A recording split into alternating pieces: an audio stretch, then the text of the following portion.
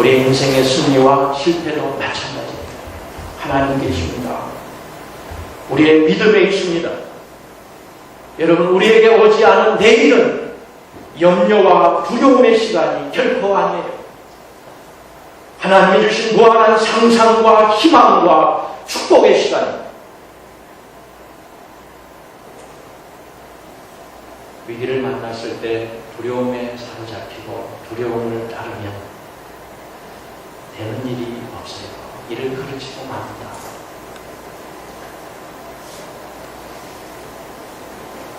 두려워서 무언가를 조급하게 하잖아요. 그런데 그게 살 길이처럼 보여요. 그렇지만 매를 버는 일입니다. 매를 자초하는 일입니다. 스스로 운동을 하는 일입니다. 아시기 바랍니다. 내가 두려워요. 그래서 뭔가 바쁘게 더 조급하게 이전보다 더 열심을 내서 그렇게 애써서 방법을 찾고 길을 찾는데 매를 벌더라. 화를 자초하더라. 그게 하나님이 정한 인생길이에요. 하나님의 창조의 질서예요. 그건 하나님의 방법이, 하나님의 길이, 하나님의 뜻이 아니기 때문에 그렇습니다. 인간이 만들어낸 꼼수예요. 인간이 만들어낸 편법이에요. 잘 되는 것 같지만 결국은 그렇지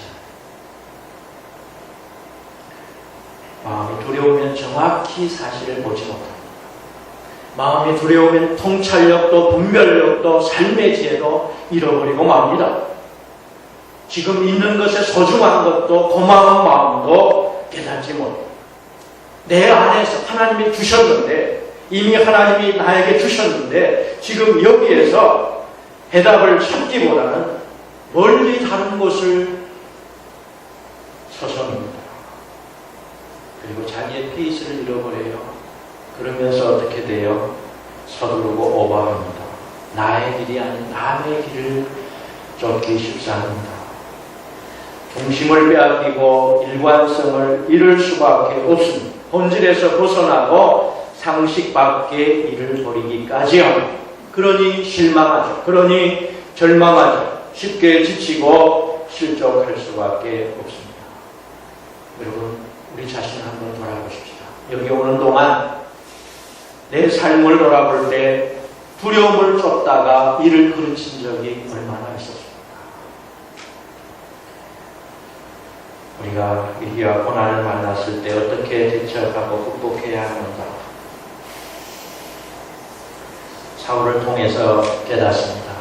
결코 그 위기를, 고난을, 두려움을 피하지 말라 하는 겁니다. 맞서야 합니다. 성경은 우리에게 escape from을 말씀하지 않고 go through, 통해서 지나가라, 통과하라고 말씀합니다. 이스라엘이 출애굽했어요. 그래서 가나안 약속의 땅으로 갑니다. 그런데 광야를 피해갈 수 있습니까? 피해갈 수가 없어요. 광야는 통과해서 가야 되는 거예요. 아무리 고난이 있고 시련이 있어도 통과해서 지나가는 겁니다. 그 위기가, 그 시련이, 그 고난이 그 사람에게 기회가 되기 때문에 결코 고난을, 위기를 통과하지 않는 사람은, 그 도전을 직면하지 않는 사람은 결코 변화하지 않아요. 결코 성장이 없습니다. 성숙할 수가 없어요. 그래서 하나님이 우리로 하여금 광야를 지나가게 하시는 겁니다. 그리고 가만히 서 있어라. 여러분, 쉽지 않은 말씀이죠. 가만히 서 있어라. 근데 한번 가만히 있어 보자는 겁니다. 위기를 만났을 때 내가 뭘 어떻게 해야 되나 그 생각을 내려놓고 그냥 그 자리에 주님 나 할 수 없어요 하고 두 손 들고 머물러 있는 겁니다. 그 시간이 얼마나 고통이에요. 그 시간이 얼마나 외로워요. 그렇지만 하나님만 바라보고 있는 겁니다. 위기와 또 그 모든 고난의 상황을 바꾸시는 분, 그분은 하나님이기 때문에 그렇습니다. 홍해 앞에 서서 안절부절 못하는 이스라엘 백성, 그들을 두고 모세가, 하나님을 원망하고 지도자인 모세를 원망하는 그 이스라엘 백성을 향해서 외친 음성이, 그게 모세가 보여줬던 첫 번째 리더십입니다.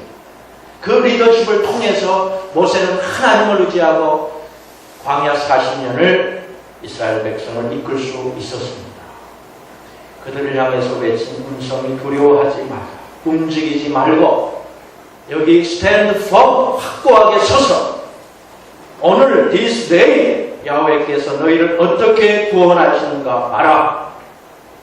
너희가 오늘 눈앞에 보는 이집트인들을 다시는 보지 않게 되리라. 야훼께서 너희를 위하여 싸워주실 터이니 모두들 진정하여라. 두려워하지 마라. 움직이지 마라. 진정하여라.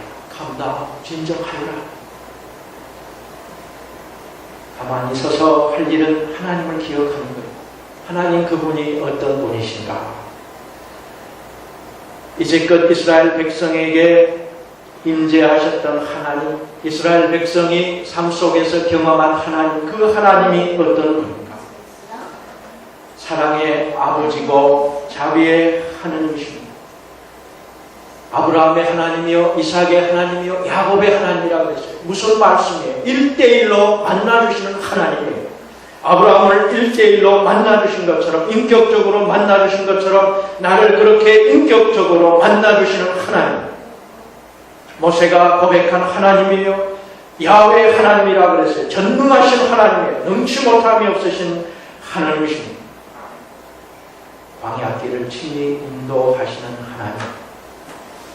우리의 마음마저도 하시고 우리를 안전한 길로 인도하시는 하나님이십니다. 행여 블레셋을 먼저 만나서 애굽으로 돌아가지 않을까. 그래서 하나님께서 출애굽기 13장에 보면은 이스라엘 백성을 광야로 돌아가게 했다. 저들의 마음조차 하나님 먼저 읽으시고 행여 블레셋을 만나서 거기에서 다시 애굽으로 노예로 돌아가지 않을까 그 마음을 읽으신 하나님. 그래서 광야길을 돌게 하셨어요. 광야가 축복입니다. 돌아가는 게 축복이에요. 우리가 다 헤아리지 못하지만 하나님의 깊은 뜻이 거기에 있습니다. 나를 바로 세우셔서, 나를 든든하게 세우셔서, 나를 하나님의 믿음의 사람으로 세우셔서 그 다음에 블레셋하고 여기에서 만나게 하시는 겁니다. 그리고 낮에는 구름 기둥, 밤에는 불 기둥. 그 구름 기둥으로 그늘에 쉬게 하시고 불 기둥으로 캄캄한 칠흑 같은 어둠을 밝혀서 길을 인도하시는 하나님. 고난도 주시지만 감당할 수 있는 힘도 피할 길도 열어주시는 하나님이십니다. 고린도전서 10장 13절 여러분이 겪은 시련은 모두 인간이 능히 감당해낼 수 있는 시련들이었습니다. 여러분, 내가 감당 못할 시련이 있습니까? 없습니다. 하나님은 우리에게 감당 못할 시험, 그래 어디 한번 견뎌봐라, 어디 한번 이기나 보자, 그렇게 우리를 시험하지 않습니다. 감당할 수 있는 시련 주는 겁니다. 나를 먼저 감당할 만한 사람으로 세워놓고 그 다음에 시련을 줘요. 그러니 나한테 어떤 시련이 와도 겁내지 마시죠. 나한테 그 시련을 줄 때는 내가 감당할 수 있는 사람이기 때문에 그 시련을 줍니다.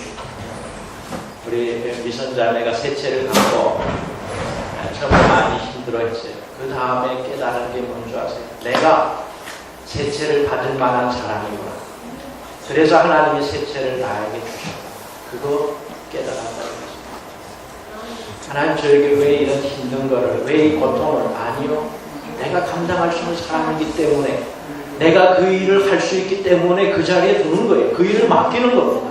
그 고난을 통과하게 하시는 겁니다. 그리고 누가 곁에서 도우시느냐? 하나님이 도우세요.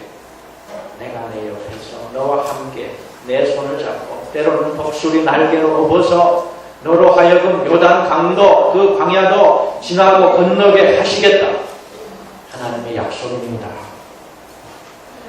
여러분, 어떻게 내가 이 일을, 우리는 그렇죠. 그런데 그 다음 내 안에서 들려오는 소리는 하나님 나에게, 나를 믿으시고 나에게 이 일을 주시다니 하나님 감사합니다.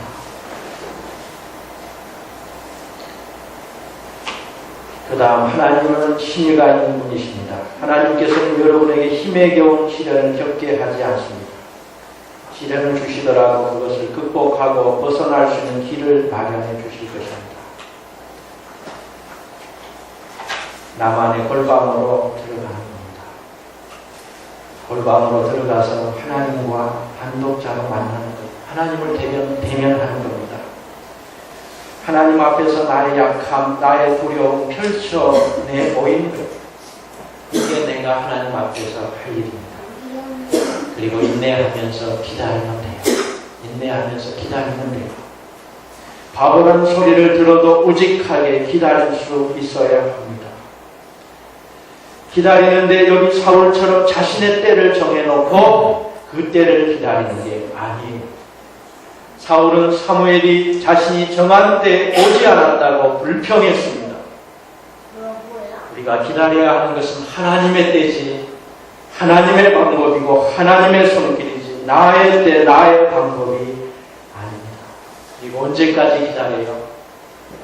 마음에 평안이 올 때까지, 마음에 확신이 설 때까지, 마음이 정해질 때까지. 그렇습니다.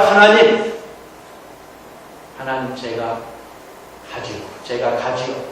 그 마음이 정해질 때 그러면 돼요. 그러고 나서 하면 일이 잘 됩니다. 하나님의 축복입니다. 하나님의 놀라우신 기적을 봅니다. 시편 57편 다윗이 엔게디 동굴에 숨었어요. 사울을 피해서 숨었습니다. 그런데 그곳에서 얼마나 다윗이 떨면서 두려웠겠어요. 하나님 앞에 눈물로 호소합니다. 기도합니다. 그런데 그 가운데 다윗이 마음에 평안을 찾았어요. 하나님의 응답을 받았어요. 환경이 변한 거 아니에요.